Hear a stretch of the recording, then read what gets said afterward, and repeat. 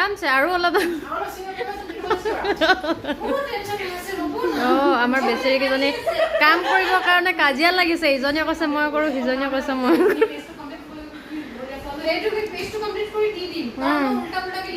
আৰু এইকেইজনী বাইদেউ শুই আছে। তোমালোকে কি কৰিছা? মানে আমি দৰ্শক মণ্ডলী হয়, এইফালে কাম কৰি আছে, আমি দৰ্শক মণ্ডলী, আমাৰো পিছে কাম বাকী আছে, সেইটো থৈ দিছোঁ, আমি ইয়াতে বহি আছোঁ এতিয়া। আৰু এইফালে